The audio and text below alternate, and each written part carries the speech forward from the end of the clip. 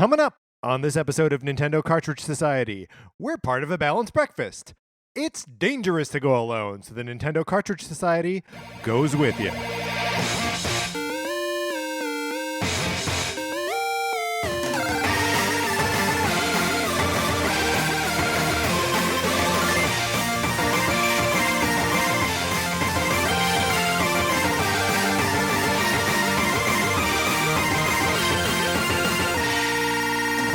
Welcome to Nintendo Cartridge Society. My name is Patrick Ellis, joined as always by my co-host, Mark Mitchell. We've got a good show for you today. We're going to be talking about the news from the week, including Super Mario Bros. Cereal and the possibility of some Resident Evil amiibo. And then on Thursday, on the continuing Resident Evil theme, we're going to talk about Resident Evil Revelations 1 and 2 on Switch. But first, Mark, how you doing? I'm doing really good. Yeah, great. Really well. I'm doing really well. I don't know if it counts when you have to correct yourself. We'll try. Doesn't that count the most? No. We'll try again next week. Okay. All right. Fair. It counts the most when you catch yourself and don't make the mistake in Oh, the first place. I see. Okay, that's fair. It's okay. Look, we're none of us perfect. We're all getting there. We're all just on the spaceship Earth, just making our way around the galaxy. Making our way in the world today. Takes everything you got. That's Cheers, right? I don't know. Is it? I don't think that's Cheers. All right, well. I think you knew that wasn't Cheers. I think I know that is Cheers. Look, we're never going to solve Maybe this I'm today. thinking the Flamin' Mo song. I love the Flamin' Mo song, and that's when the weight of the world has got you down and you want to end your life. Mm-hmm. Yeah. That's a dark song. That's a happy ending. Yeah, that's true. You just go down to Flamin' Mo's. Weather report. Unseasonably warm, I would say. Yeah, cool at night, but like 75 during the day. Yeah, we need rain and we're not getting it. Nope. But nobody seems to care this year. That's true. Well, because it was rainy last. I don't know. I don't know why nobody cares this year. Are we still in a drought? Maybe we're all just wishing for death. That could be. We've got bigger problems now. Ooh, we don't have enough water. The maniac in the White House. Our guest weather today is Edgerton, Wisconsin. Seems like they're maybe also unseasonably warm on account of it is the end of Earth. It's December now, and they're like in the 50s. Although it looks like this coming week it's cooling down back to freezing temperatures, but possibly a little bit sunny. Doesn't look like any snow, which I know they could be getting at this time of year. Oh, big ups to Edgerton, Wisconsin. Big ups to all of our Wisconsin listeners. I'm broadening it out. Theoretically, we've gone over this before. Theoretically, yes, but we do it city by city. I understand. We have an update on the Sonic Forces borrowing program. I have not seen my copy of it since I sent it off to Texas. Our listener in Texas, of course, you are welcome to play it as long as you want. Take your time. It's like GameFly. Is that how GameFly works? So you have it as long as you want? Yeah. So we have an email on this topic from our listener Chandler. Chandler writes kind of a bunch, so bear with me on this. First he asks, why can't Mark ever thank me at the end for listening to the episode? Why does Patrick have to do both intro and outro every time? I don't even think Mark would be a better host, but can we get a little variation? Just throwing jabs, love every episode, you know how it is. Then he goes on to say, about that copy of Sonic Forces, did you only get a Switch copy? What if I returned the Switch copy, and then in parentheses, please include receipt, and then bought a Steam copy and made a Steam account expressly so NCS listeners can play it in offline mode with this NCS Steam account?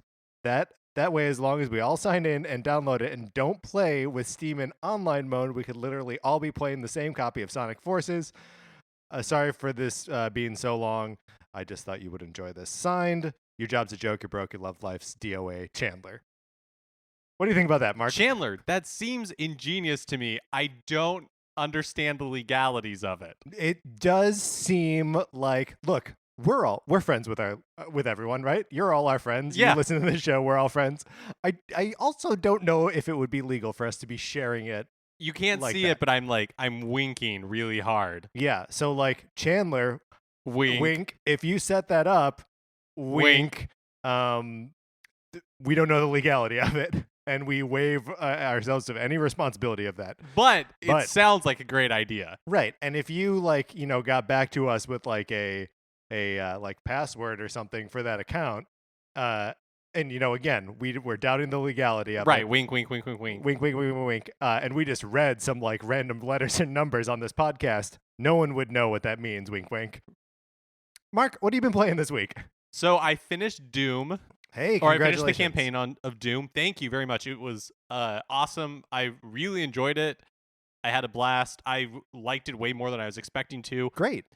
I ran into one kind of annoying bug at the end there where I killed the final boss and it glitched out and so never went into like an end game state. Oh, So so you killed the boss, and then So I killed the boss Uh-huh. and its health bar was completely empty and then it was just writhing around on the ground.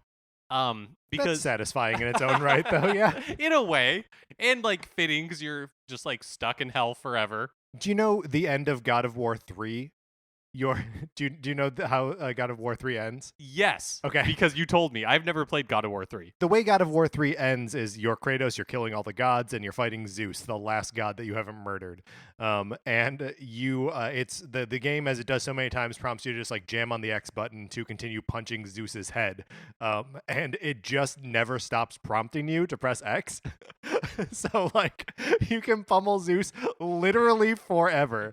So I imagine this was similar to what you were experiencing in Doom. Kind of, except I knew it was broken. I was like, wait, this isn't right. Mhm. Because you kind of do like a finishing move on them, but like that finishing move state never initiated. Sure. So I had to reload the checkpoint and go through the final boss battle again, Yeah. which, not terrible, but kind of annoying to have to do because you're like, I beat it. And no, I didn't. I gotta do it just- again. But I also really like the economy of story in this game. Like, you defeat the final boss, you go back to Mars, and there's just like a 30-second cutscene where it's just like, this like android dude comes Yeah. over and is like, thanks for your, like in a sinister way, is basically like, thanks for your help this time, see you later. As in like, What? I'll see you later type thing. I don't know, I love that game. It was so much fun. Cool. Man, that's great. I love a good like tidy ending of a game. Like when you've just finished a big game, I don't think and not even like a big game, but like really almost any gameplay experience, you don't really want to sit there and watch like a video of right? I mean, as we've talked about on the show, most video game stories are terrible. Yeah. So no, I absolutely do not want to watch cutscenes 99.9999% of the time. On a related topic, we've both been playing from the Resident Evil Revelations collection. Mark picked up number 1. I picked up number 2. We're going to be talking about that on Thursday. But Mark, you've also been playing a little Stardew. Yeah, Alex and I finally got hitched. Congratulations. Thank you. I was like, Where are you registered? I guess you already got hitched. we It's are too late. Yeah, it's too late. You're You're just rude at this point. No. You can give a wedding present a full year after the couple gets married. Well, by that, couldn't you just give one anytime? Yeah, but I'm saying it's still polite. To give one, A full year full after year someone gets after the married. fact. Yes. Mm-hmm. well, that's good to know. Right. That's a hot tip from your friends at NCS. Don't be rude. Yeah, but also don't be rude. Yes. And buy from the registry. Like, don't go off registry. How do you feel about cash? Oh, great. Yeah. Feel great about cash. Mm-hmm. Look, everyone has expenses. All of our taxes are going to destroy us. But I also think registry is nice because then, Mhm. like, if people can't afford to give a lot of cash, they can buy something from the registry that's not as expensive. And I think it feels better to do that than to be like, here's $10. Right. Oh, and I think also like people, while they may choose something off the registry that they would never buy themselves, it's always something that they're like excited to get or like at least interested in getting. Also, don't stress out about a gift for your friend for wedding because if they're your real friend, won't care how much you spend. Absolutely. But if you don't spend a lot of money and they get mad at you, you've just discovered you don't have a real friend in this person. Exactly. That person sucks. Anyway, Stardew Valley is great. We got married. So the only thing that kind of bums me out about it Yeah. is Alex is he's like in the like working on the farm and everything. Mhm. And the first time after we were married that I talked to him, he's like, "Man, it's a lot harder getting used to like doing the dishes and cooking and everything." But I knew that's what I was signing up for when we got married. I was like, "Hey," in my head I was like, "Hey Alex, like I don't want to stop you from doing what you want to do." You know, like, I still want you to pursue your dreams. You don't have to, like, cook. It's Right. fine. I'll just buy salads from the, like, bar every night. It's Right. fine. Let's split these domestic responsibilities. Yeah. Making the way in the world today takes everything you got. Is that from Cheers? I think it's from the Cheers song. With that, like, cadence? Oh my gosh. We'll worry about it later. We will worry about it later, but we will address it later. Like, you mark my words. In the meantime, let's get into the new releases.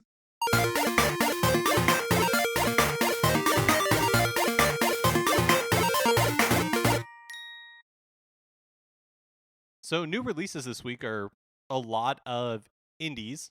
Mhm. We've kind of exhausted the like big headliner releases for Nintendo platforms this year, which kind of makes sense. You know, like Black Friday has passed. Mhm. Xenoblade Chronicles 2 came out on Friday. Did you end up picking up a copy? My reserved copy is sitting at Best Buy, Nice. waiting for me to make up my mind if I really want to get it or not.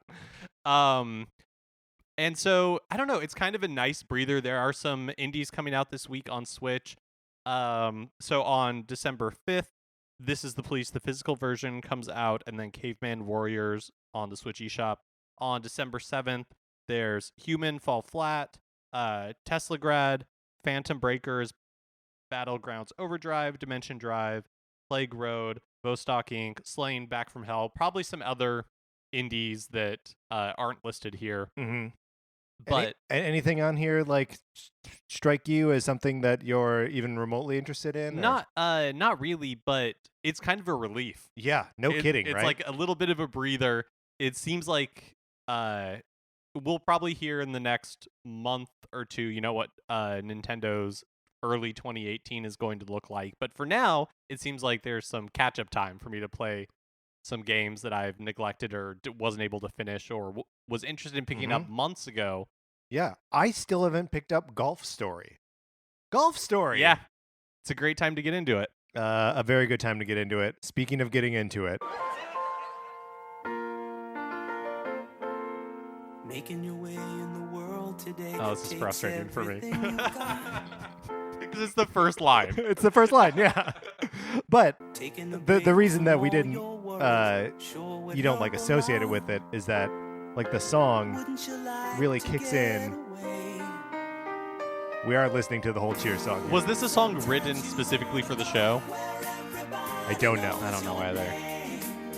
It's a good ditty. It is. It's a good song, and it's about making your way in the world today.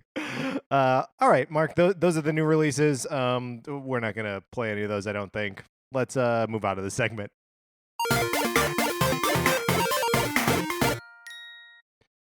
Now it's time for a regular feature on our show. It's time for 433. In 1952, American composer John Cage wrote a piece called 433, wherein a performer or group of performers didn't play their instruments for 4 minutes and 33 seconds.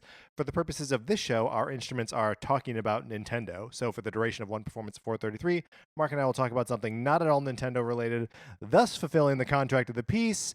Today I want to talk about 3D.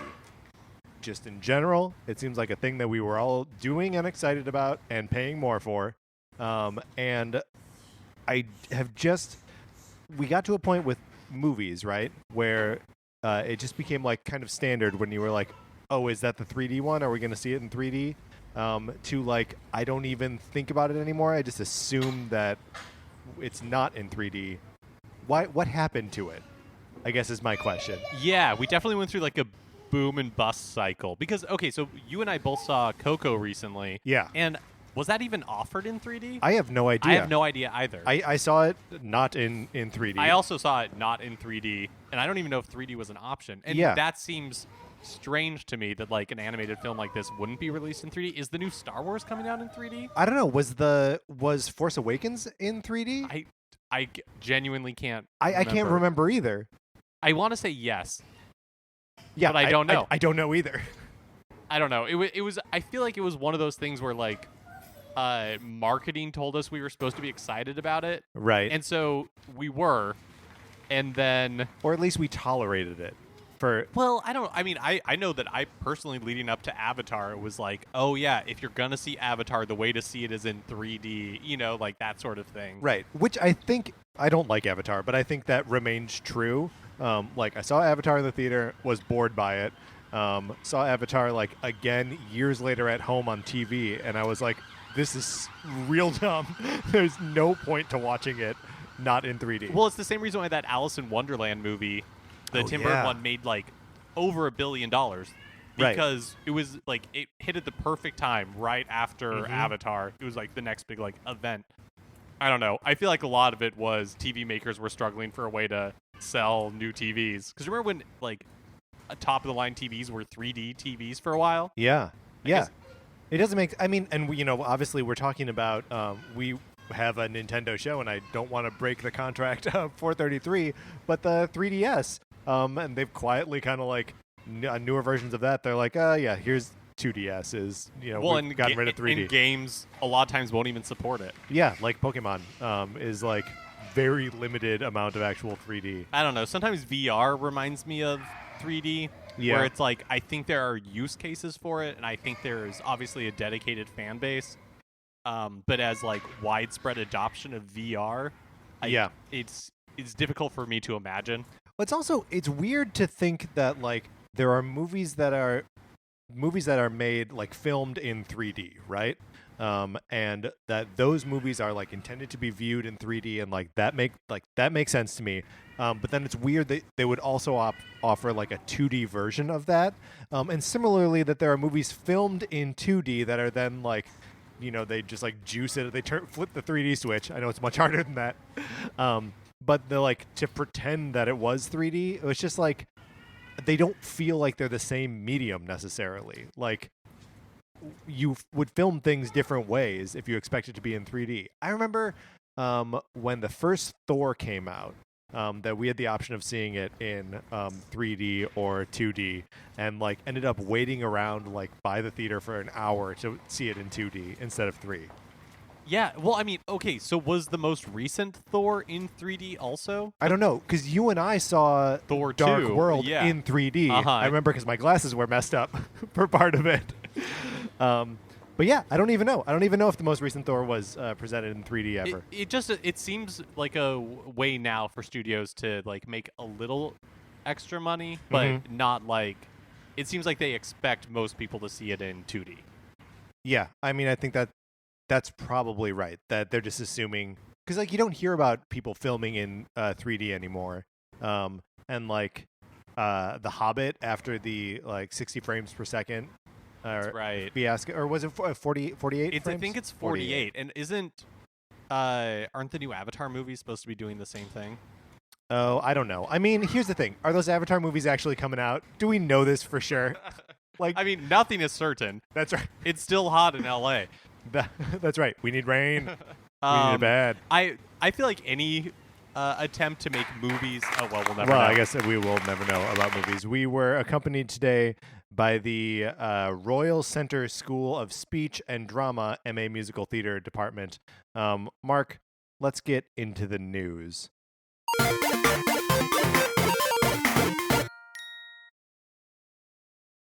Kellogg's and Nintendo are teaming up for a Super Mario cereal, which should be hitting store shelves starting December 11th.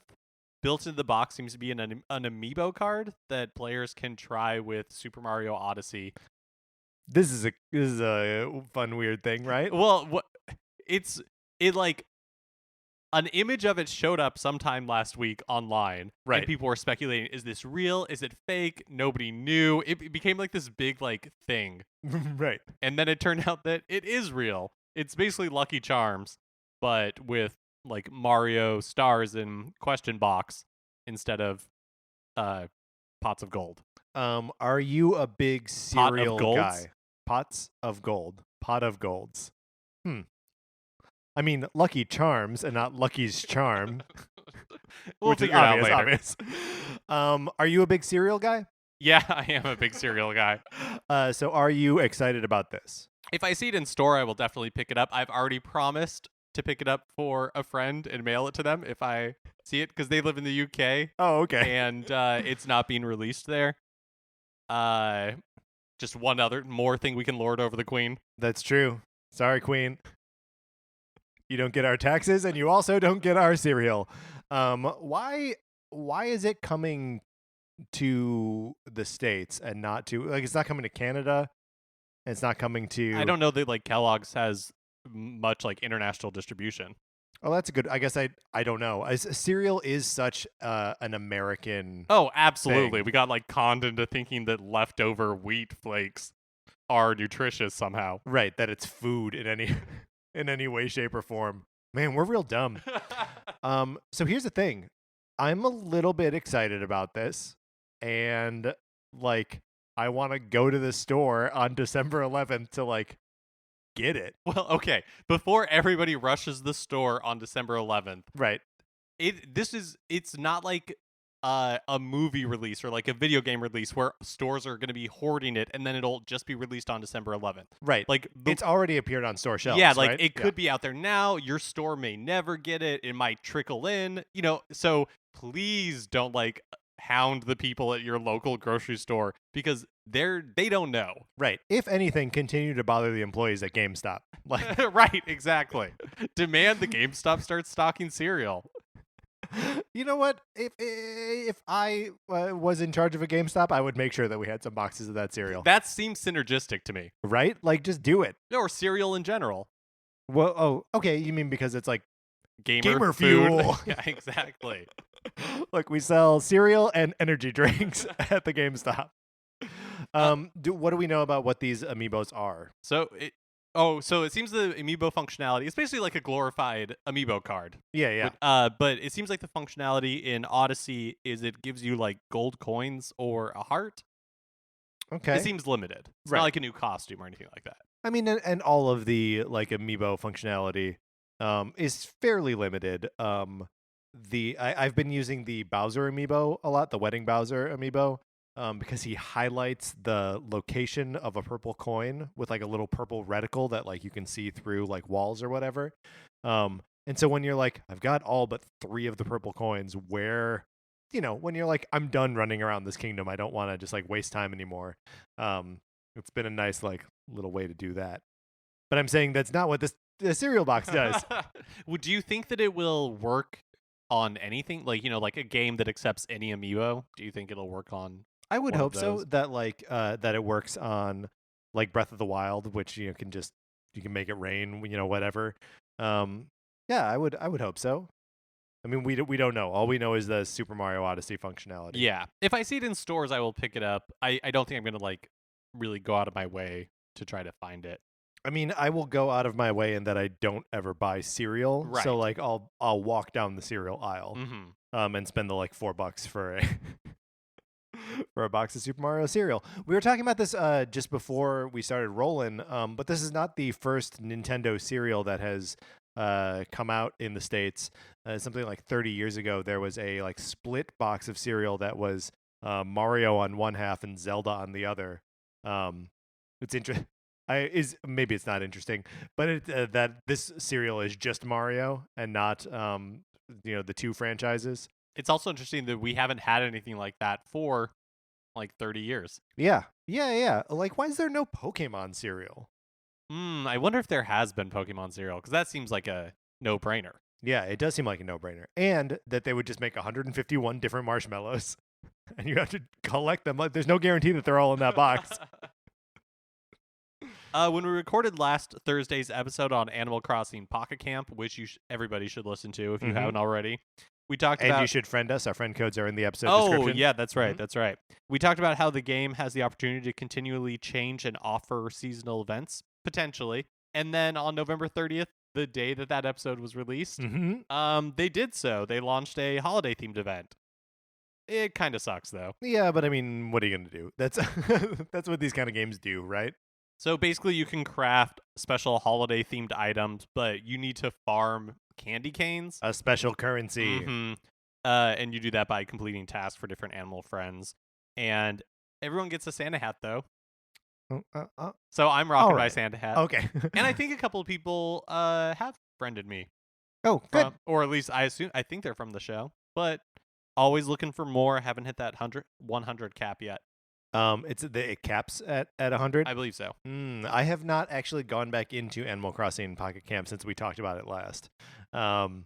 So I feel like I should, because the game is charming, and now there are candy canes.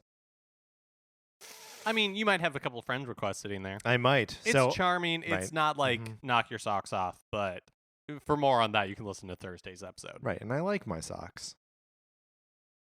Then it's I'm right saying I up your don't want alley. them knocked yeah, off, I know, but right. I'm saying this game is perfect.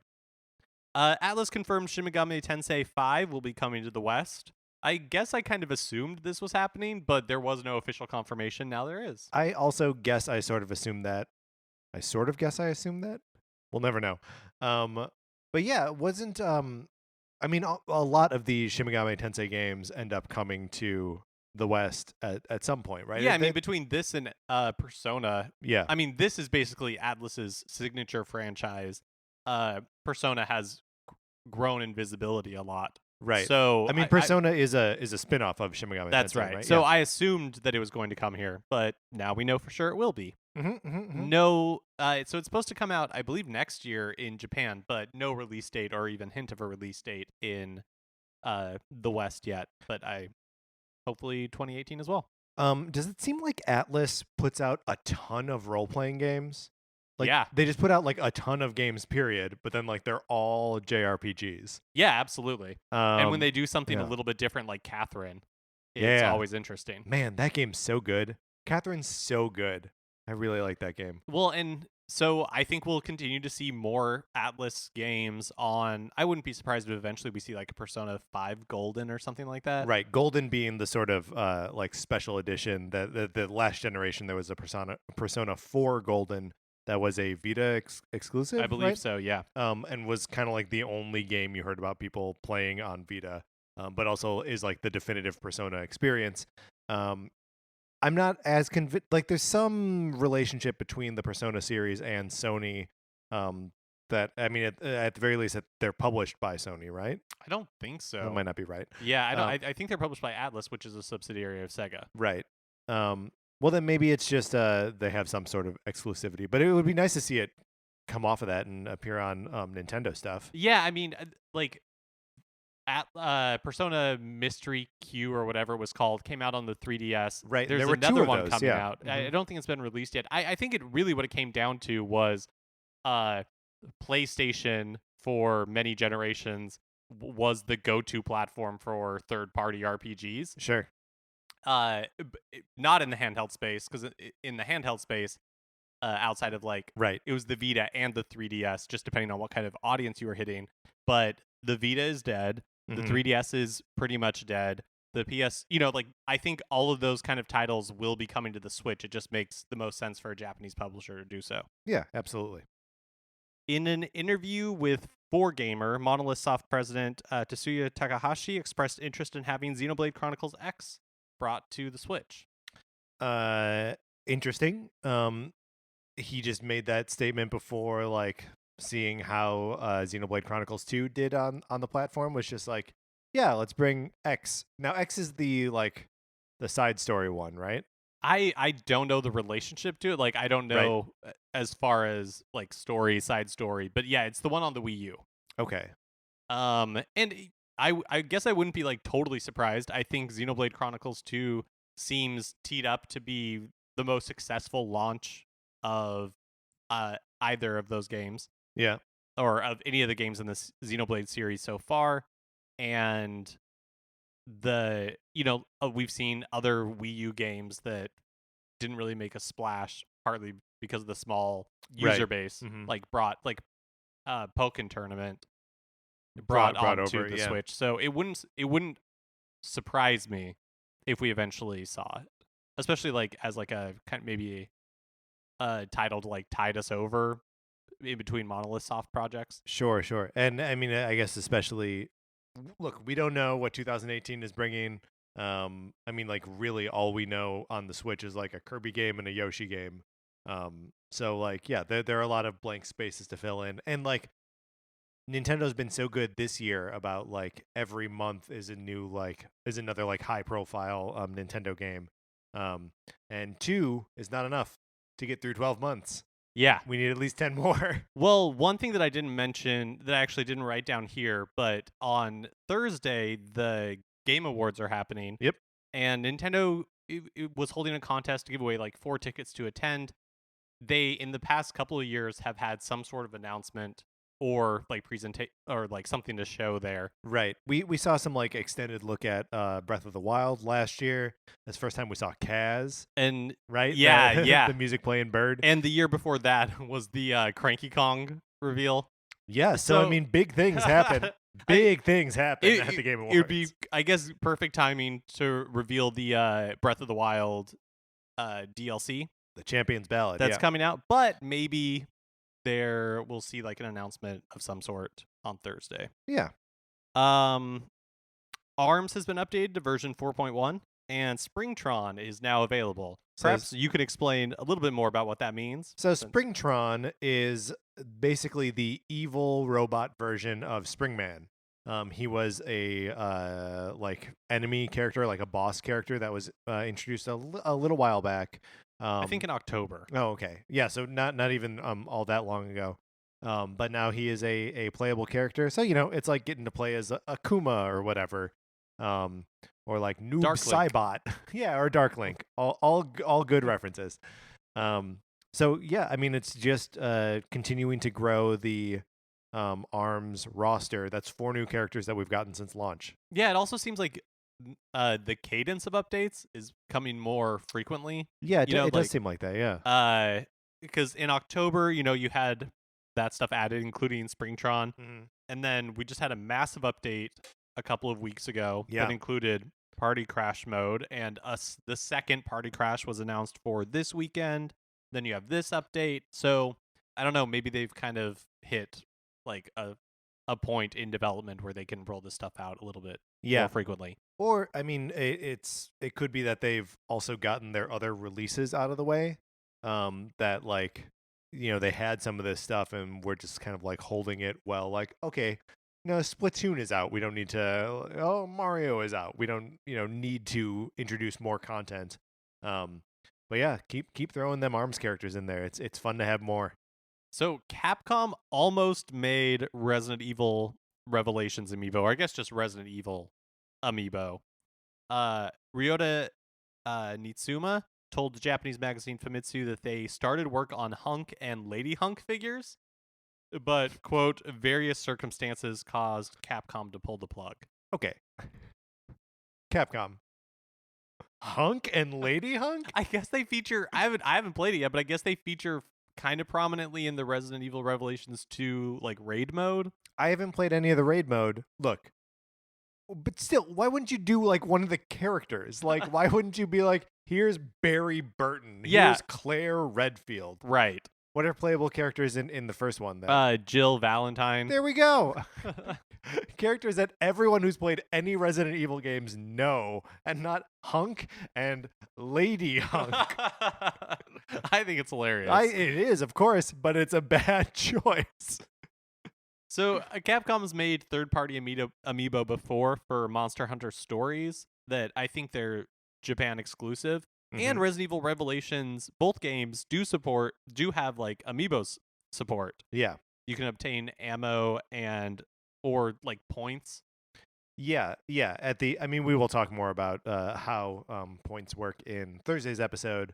But it's interesting that it's already supporting amiibo, and like, I don't know, I think I would have a hard time saying no to a Barry Burton amiibo. Well, that's not what you're going to get. Remember, you're going to get I was going to get Hunk and Lady Hunk, which I could easily say no to. Here's my experience with Hunk, Mark. Hunk first showed up in Resident Evil 2 as like a ultra hard to unlock like side mission, right? You had to beat was it just the backwards scenario, like the B scenario, without saving, so therefore also without dying, without using any first aid spray, and in like under 2.5 hours or something like that.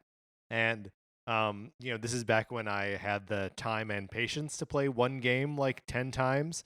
But like I got to a point where like I would come home from school and like put on Resident Evil 2, play through the scenario as far as I could until dying, and then be like, okay, I'm going to come back to it tomorrow, and would just keep doing that. And then eventually I did unlock Hunk, and at that point I was like, this PlayStation memory card is going to travel with me until I die.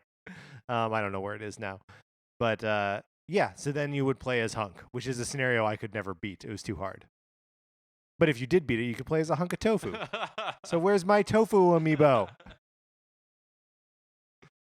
Finally, we're acknowledging that by the time this episode comes out on Tuesday, Capcom will have had their Mega Man 30th anniversary live stream yesterday. Right. Uh-huh. We are recording this on Sunday evening. Mhm. There's a live stream about Mega Man on Monday, which for you, the listener who is listening to this the day it comes out, will be yesterday. Nintendo of America retweeted Capcom's announcement, so it seems like a good bet something Mega Man related is coming to a Nintendo platform. We'll, of course, follow up on any news announced next week. But Patrick, you're a big Mega head. No, yes, that's canon. That's canon. And in the NCS universe, the Mega Man fans are mega heads. I mean, I want the small things. I want Legacy Collection 1 and 2 ported over to Switch. I want maybe a Mega Man X Legacy Collection. Bring that on over. Or Mega Man 11. The Mega Man's 9 and 10 were both great, like, versions of, like, throwback, retro Mega Man games. Do it again. I'll take that. Do you have any thoughts or feelings, or you don't really care for the Mega Man series? Just that I have, like, basement low expectations for what this is going to be. Oh, yeah. No, I'm talking pie in the sky, and I expect pie in the dumpster. Right. But it's so sad that our pie in the sky for Mega Man is ports of the Legacy collections brought to a platform we enjoy. Yes. I mean, so this is for the 30th anniversary, correct? Yeah. For the 25th anniversary, they all they did to, like, celebrate Mega Man was like, someone was working on a Mega Man Cross Street Fighter like fan game, and they, like, bought it and signal boosted it a little bit.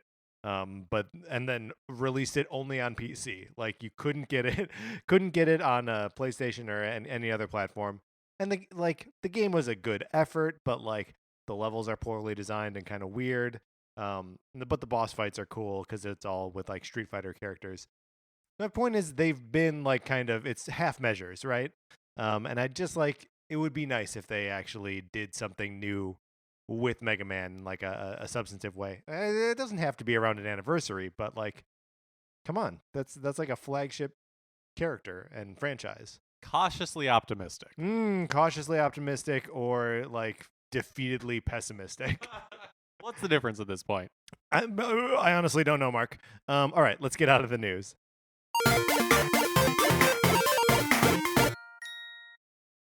Okay, that is going to do it for this episode of Nintendo Cartridge Society. Remember, you should follow us on Twitter and on Facebook. We are at Nincart Society, and the Facebook page is just Nintendo Cartridge Society. If you have any questions for us or would like to get in touch with us about anything that we've messed up over the course of this show, or you want to sign up to receive a copy of Sonic Forces, right, that is still in the mix. Someday I will get my copy of Sonic Forces or back. maybe there will just be a offline Steam account. Right, wink, wink, wink, wink. Wink, wink, wink, wink. We do not endorse this in any way, shape, or form. But wink, wink, wink, wink. But wink, wink, wink, wink, wink, wink. You can email us at nintendocartridgesociety at gmail.com. We will read your emails aloud on this show as I stumble through them. Remember, please rate, review, and subscribe to us on Apple Podcasts. If you like the episode, please share it in any way you can. It helps us tremendously anytime something is shared or reviewed to get those reviews.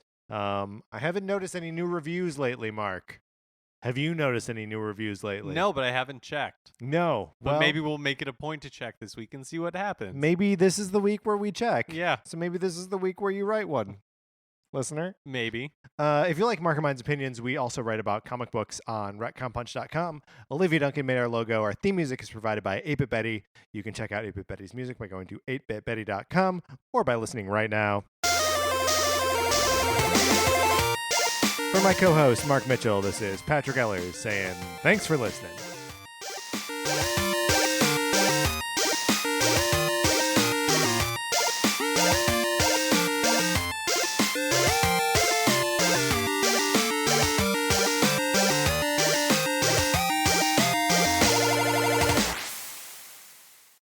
What's That's a Creative Podcast Network.